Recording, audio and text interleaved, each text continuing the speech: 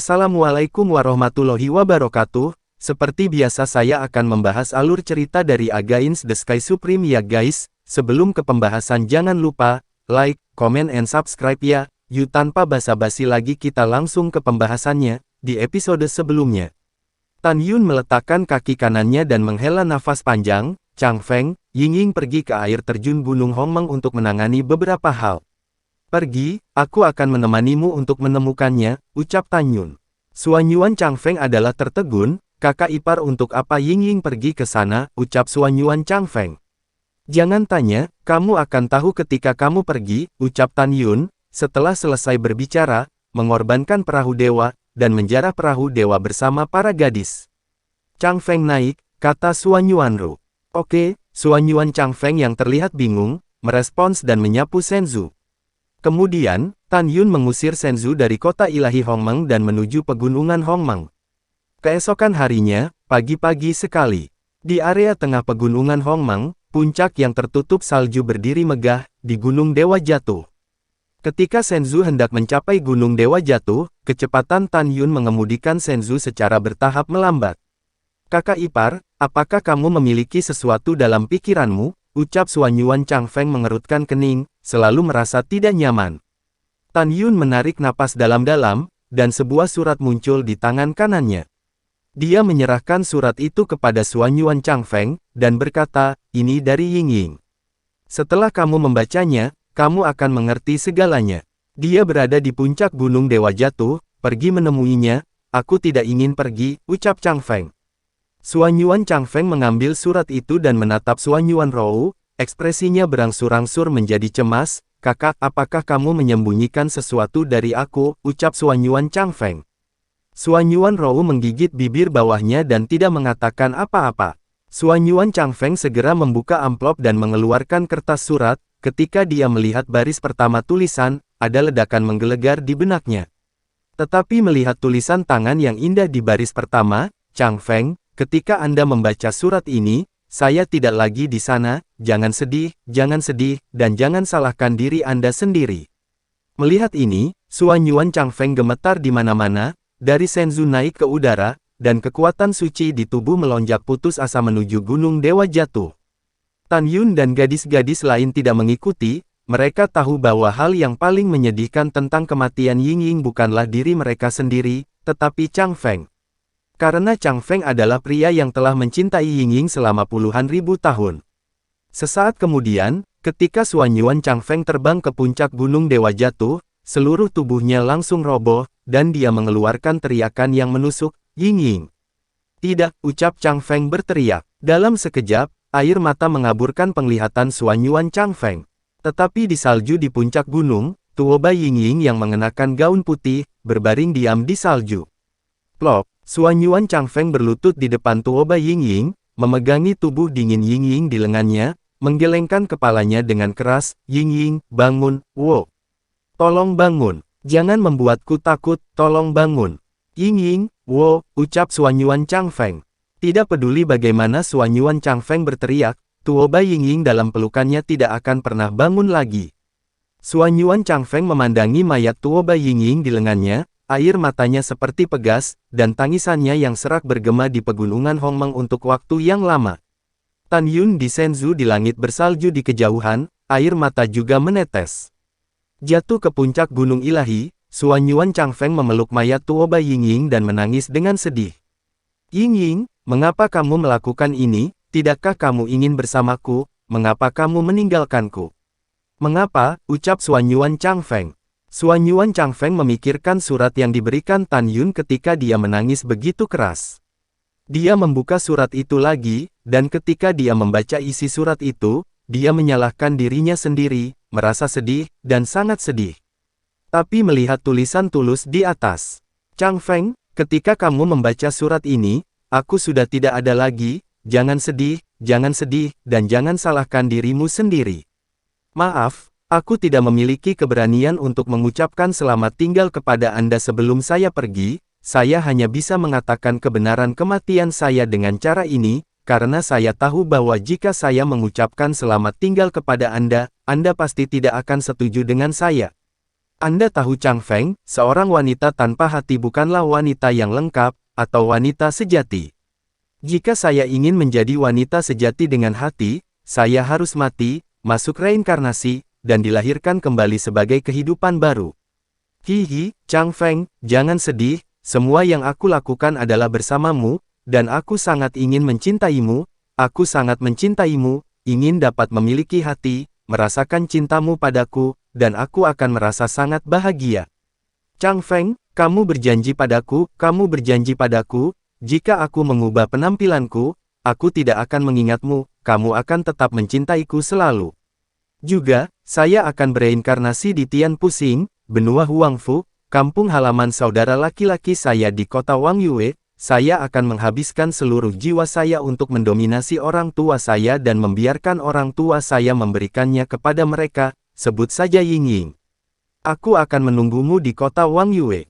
Chang Feng berjanji padaku untuk tidak sedih, atau aku tidak akan bahagia.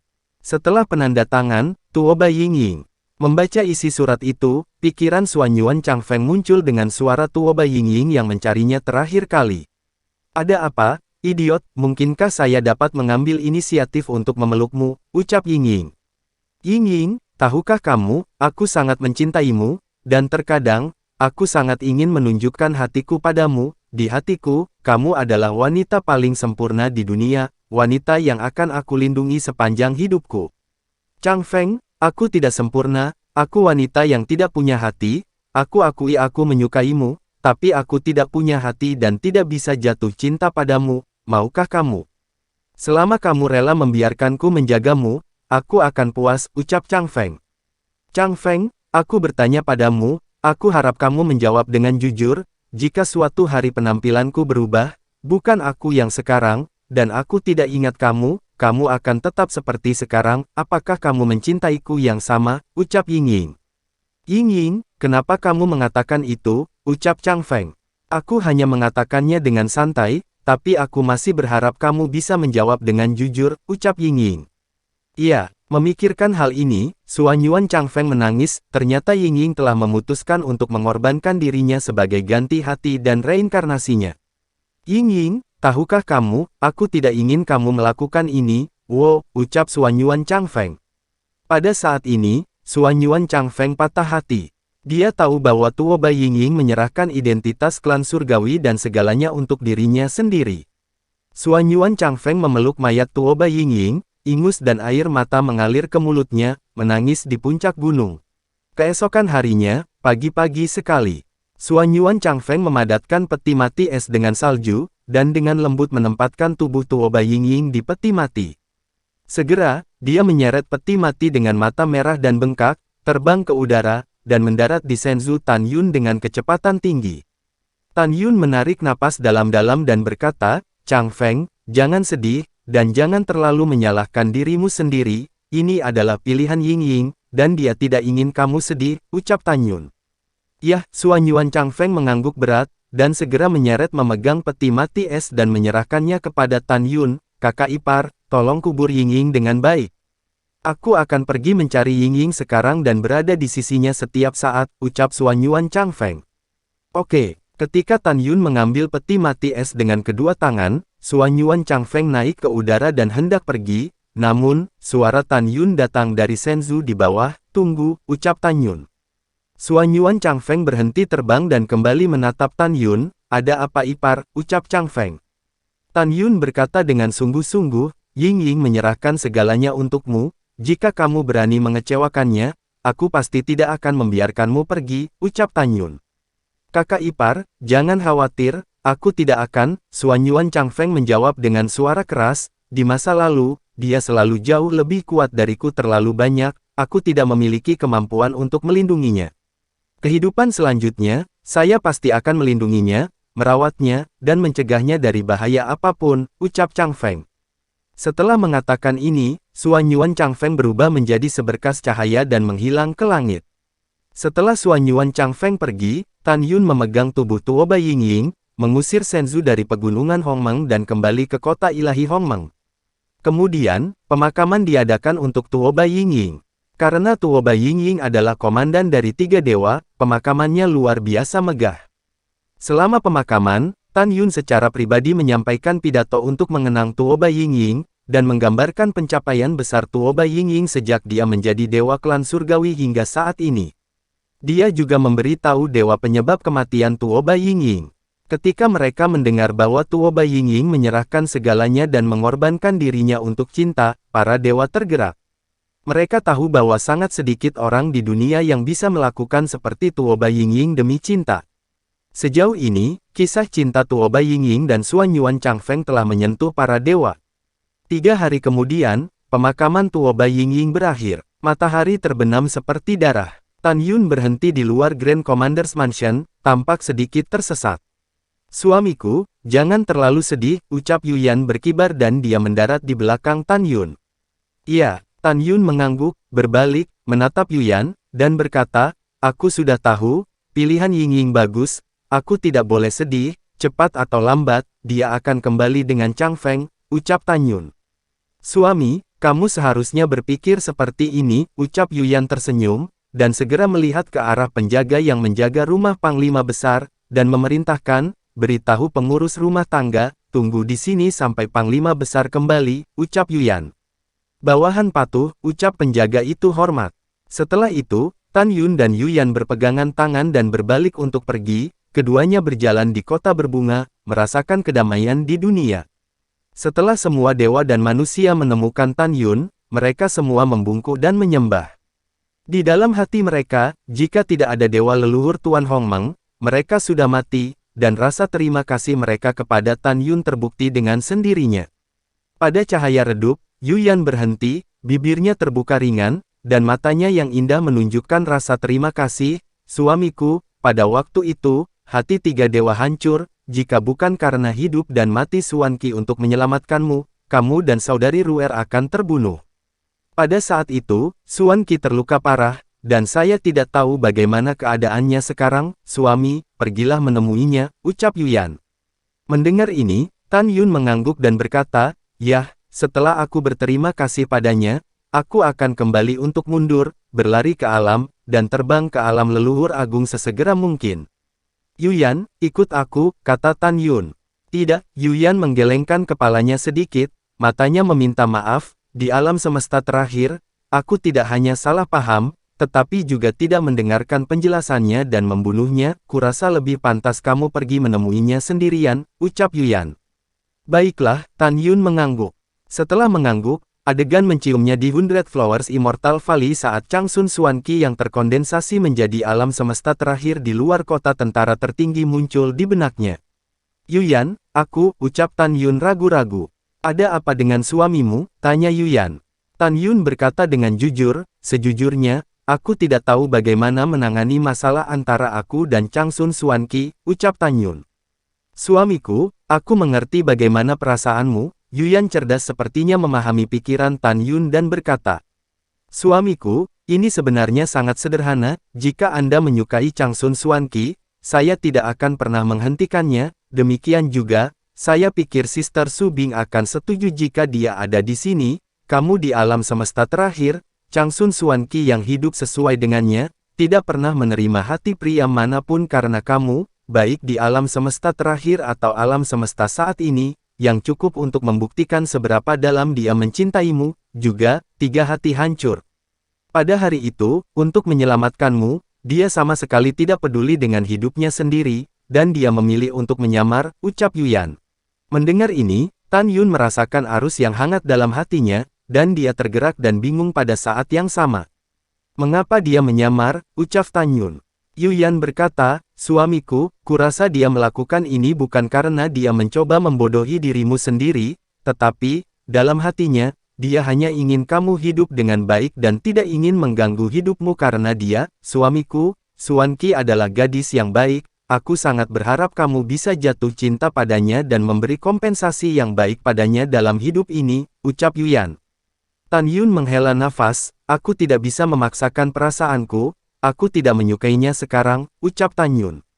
Iya, kamu tidak menyukainya sekarang, Yuyan berkata, jika kamu mengembalikan ingatanmu dari alam semesta terakhir, akankah saya pikir Anda pasti akan jatuh cinta padanya, dan bahkan jatuh cinta padanya. Dan suamiku, izinkan saya memberitahu Anda sebuah legenda kuno, ucap Yuyan. Tan Yun mengerutkan kening. Legenda apa, ucap Tan Yun. Yuyan berkata dengan jujur, dikatakan bahwa itu diturunkan ke dunia leluhur besar, ada artefak ilahi yang dipelihara oleh langit dan bumi, yang disebut cairan leluhur yang mengingat jiwa, yang dapat sepenuhnya mengembalikan ingatan yang hilang. Apa yang terjadi di alam semesta terakhir, dan Anda juga akan mengingat saya dan pengalaman Anda. Segala sesuatu yang terjadi pada Anda, dan apa yang Anda dan Chang Sun Xuanqi alami di hatimu, ucap Yuyan. Mendengar ini, Tan Yun mengangguk dan berkata, aku akan mengingatnya, ucap Tan Yin. Iya, Yuyan berkata, oke, pergi ke Chaos Divine Sea dan berterima kasih kepada Xuanqi secara langsung, ucap Yuyan. Setelah itu, Tan Yun lewat melalui gerbang alam dewa di kuil ruang dan waktu, dan menghabiskan 3 bulan kemudian, dia tiba di kota Dewa Kaos di alam Dewa Kaos. Setelah melangkah keluar dari kuil ruang dan waktu, dia berubah menjadi ungu sinar dan melesat keluar dari kota Dewa Kekacauan dan menghilang ke langit. Setelah 2 bulan, Tan Yun terbang ke langit di atas laut Dewa Kaos, menghadap ke langit.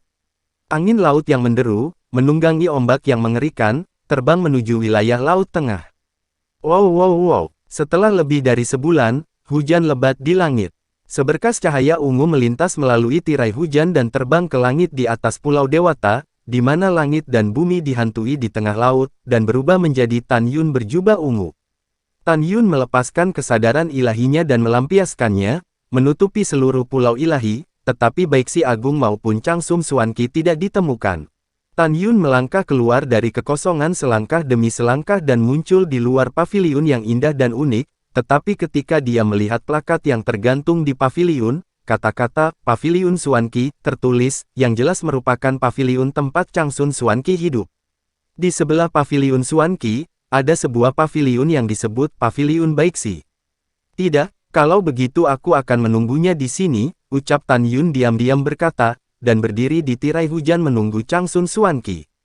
1 hari kemudian, Chang Sun Xuanqi tidak kembali. 3 hari kemudian, dia masih tidak kembali. Tan Yun berdiri di luar paviliun Xuanqi selama setengah tahun, tetapi masih tidak ada jejak Chang Sun Xuanqi. Tan Yun menghela nafas dan memutuskan untuk memasuki paviliun dan meninggalkan surat kepada Chang Sun Xuanqi sebelum pergi. Mencicit, Tan Yun dengan lembut membuka pintu, memasukinya, dan menemukan bahwa meja batu itu lengkap dengan pena, tinta, kertas, dan batu tinta. Dia menulis, terima kasih, Xuanqi. Penanda tangannya adalah Tan Yun. Tidak banyak kata, karena Tan Yun sedikit bingung ketika memikirkan Chang Sun Xuanqi, dan dia tidak tahu apa lagi untuk menulis. Meletakkan pulpennya, Tan Yun hendak berbalik dan pergi ketika tiba-tiba ada suara langkah kaki di belakangnya. Tan Yun menoleh ke belakang, tetapi Agung Baixi masuk dengan gembira, hihi, guru, Anda akhirnya kembali, murid masih di sini, saya pikir Anda tidak akan pernah kembali, ucap Baixi Supreme. Ketika Baixi Supreme mengetahui bahwa itu bukan Chang Sun Xuanqi tetapi Tan Yun di paviliun, dia berhenti tertawa tiba-tiba dan dengan hormat berkata kepada Tan Yun, generasi muda telah melihat Tuan Zushen, ucap Baixi Supreme. Tidak ada upacara, Tan Yun mengerutkan kening, apa maksudmu ketika kamu baru saja mengatakan itu, gurumu sudah pergi, ucap Tan Yun. Aku tidak tahu apa yang terjadi pada guruku sebelumnya. Dia kembali ke Pulau Dewata pada napas terakhirnya dan menolak untuk menerima perawatan. Junior yang secara paksa membuat guruku pingsan, dan kemudian menyelamatkannya, jika tidak, dia akan mati. Setelah Junior menyelamatkan guru, dia sangat marah pada awalnya dan ingin mengusir Junior dari pintu guru, tetapi pada akhirnya, guru mungkin itu karena hatinya melunak, atau dia menemukan sesuatu, dia memberitahu generasi yang lebih muda bahwa dia akan hidup dengan baik. Lalu, guruku meninggalkan Pulau Dewa dan tidak pernah kembali, ucap Baixi Supremo. Mendengar ini, mata Tan Yun menunjukkan tatapan maaf, dia tahu bahwa Chang Sun Xuanqi terluka parah karena dia menyelamatkan dirinya sendiri. Tan Yun menghela nafas dan bertanya, Baixi, ketika gurumu pergi, apakah dia mengatakan sesuatu, dan kemana dia pergi, ucap Tan Yun. Baixi berkata dengan jujur, guruku berkata bahwa orang tidak bisa dekaden, dia ingin bersorak dan pergi ke mundur untuk mencari jalan tertinggi. Kemana harus pergi, generasi muda tidak tahu, ucap Baixi Supreme. Oke, aku tahu, ucap Tan Yun bisa menebak dari kata-kata Supreme Baiksi, Chansun Suanki cepat atau lambat, suatu hari ia akan terbang ke alam leluhur agung, ucap Tan Yun di dalam hati nih. Tuan Dewa Leluhur, tunggu sebentar, Junior akan menuangkan teh untukmu, kata Baiksi Supreme Ying Ying sambil tersenyum. Jangan repot-repot, saya masih memiliki sesuatu untuk ditangani, jadi saya akan kembali dulu, Tan Yun berkata, jika gurumu kembali, ingatlah untuk memberitahu saya, ucap Tan Yun. Ya Dewa Leluhur, ucap Baiksi Supreme berkata. Ketika Tan Yun mengangguk dan hendak pergi, Baiksi Supreme tiba-tiba memikirkan sesuatu dan berkata, Tuan Dewa Leluhur, harap tunggu, ucap Baiksi Supreme. Ada apa? Ucap Tan Yun melihat ke belakang dan bertanya. Tuan Dewa Leluhur, guruku sering menatap layar di kamar kerja, dan dinding itu dihiasi dengan ilusi olehnya, dan generasi muda curiga bahwa itu ada hubungannya denganmu. Dan itu layar, ketika generasi muda masih muda, di masa lalu, kemanapun guru pergi, dia akan membawa layar ini bersamanya, tapi kali ini dia tidak, Tuan Zushen, silakan datang dengan junior ini, ucap Baiksi Supreme. Kemudian, Tan Yun mengikuti Baiksi Supreme ke kamar kerja Changsun Suanki di lantai 2, dan muncul di depan layar setinggi 10 kaki. Tan Yun bisa melihat sekilas bahwa ada sesuatu yang lain di dalam layar, bukan hanya ilusi. Tuan Dewa Leluhur, Junior tidak akan mengganggumu, Junior akan mundur, ucap Baiksi membungkuk dan keluar dari kamar kerja, menutup pintu. Mata ilahi Hongmeng, ucap Tan Yun. Pikir Tan Yun, sepasang mata bintang memancarkan cahaya merah yang aneh, dan segera, di hadapannya, sebuah gambar muncul di layar. Tan Yun tercengang saat melihat foto itu.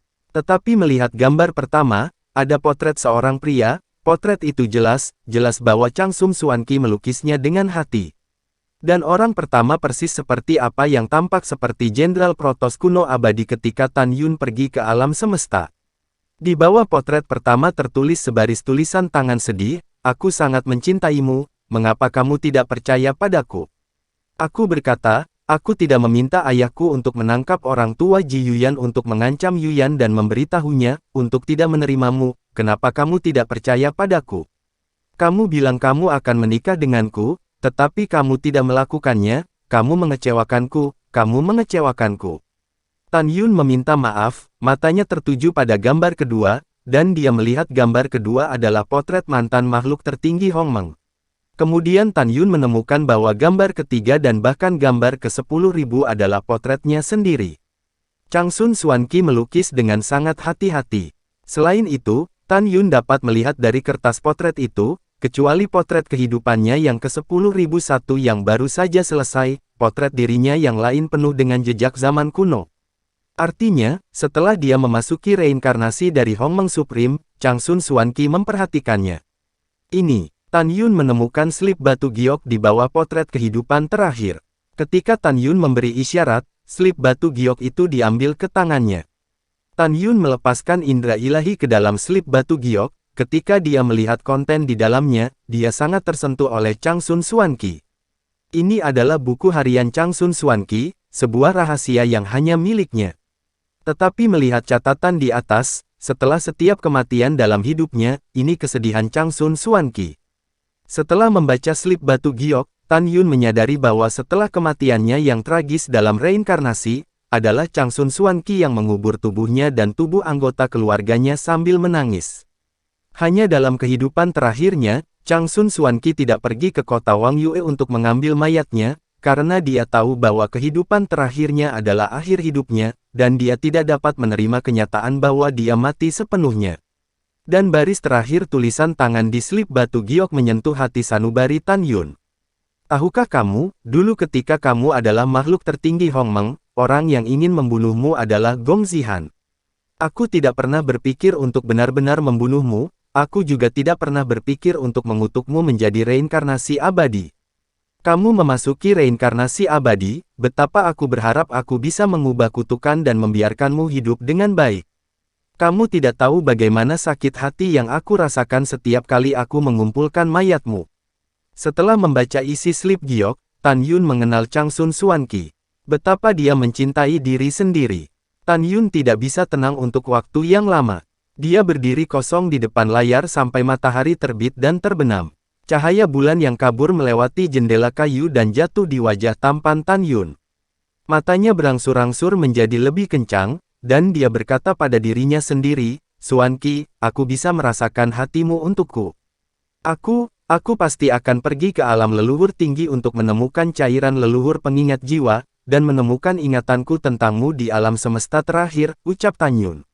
Setelah mengambil keputusan, Tan Yun meletakkan slip batu giok ke layar, berbalik dan pergi, berubah menjadi seberkas cahaya ungu. Mempercepat melalui langit di atas laut Dewa Kaos. Beberapa bulan kemudian, Tan Yun kembali ke alam Dewa Hongmeng, ke kota ilahi Hongmeng. Di aula utama, Yu Yan bertanya, suamiku, bagaimana kabarmu, apakah kamu melihat Xuan Qi, ucap Yu Yan. Tan Yun menggelengkan kepalanya dan memberitahu Yu Yan masalah itu lagi. Kemudian, Tan Yun bertanya, di mana Rower dan yang lainnya, ucap Tan Yun. Yu Yan berkata, Rower dan yang lainnya sudah mundur. Mereka ingin meningkatkan ranah mereka sesegera mungkin, sehingga mereka dapat mengikuti Anda ke alam leluhur tinggi, ucap Yu Yan. Mendengar ini, Tan Yun berkata, pasti ada orang kuat di alam leluhur tertinggi, dan kita tidak tahu apa-apa tentang hal-hal di alam leluhur tertinggi. Sebenarnya, aku tidak ingin membiarkanmu mengikutiku. Jika ada bahaya, aku tidak bisa melindungimu, ucap Tan Yun. Yu Yan mengangguk setuju dan berkata, saya setuju dengan kata-kata suami, jadi mari kita mundur dulu, dan membicarakannya ketika Anda dipromosikan ke alam Raja Leluhur 9 lapisan dan menyentuh penghalang alam Kaisar Leluhur, ucap Yu Yan. Iya. Setelah Tan Yun menjawab, dia dan Yu Yan memasuki menara Dewa Ruang dan Waktu yang mulia Dewa tertinggi dan mulai mundur dan berlatih. Di dunia luar, 15 tahun telah berlalu. Saat ini, di bintang hukuman surga, di benua Huangfu, di kota Wang Yue. Di belakang di taman sebuah mansion, Xuan Yuan Changfeng melihat seorang gadis berbaju hijau yang sedang menari pedang dan bisa melihatnya. Gadis berbaju hijau itu tinggi, dengan kulit seperti salju, dan dia adalah wanita tertua dari Renfu, yaitu Ren Yingying. Ren Yingying memiliki tubuh yang apik dan indah, meletakkan pedang panjang di tangannya dan menghadap Xuan Yuan Changfeng, dengan sedikit rasa malu di wajahnya yang menakjubkan, Paman, mengapa kamu menatapku sepanjang waktu, apakah kamu menyukaiku, ucap Ren Yingying. Mendengar ini, pipi Xuan Yuan Changfeng langsung memerah, tetapi ketika dia menatap mata Ren Yingying, sentuhan cinta datang dari lubuk hatinya yang paling dalam. Lalu setelah itu, bagaimanakah kelanjutan ceritanya? Next di episode berikutnya ya. Wassalamualaikum warahmatullahi wabarakatuh.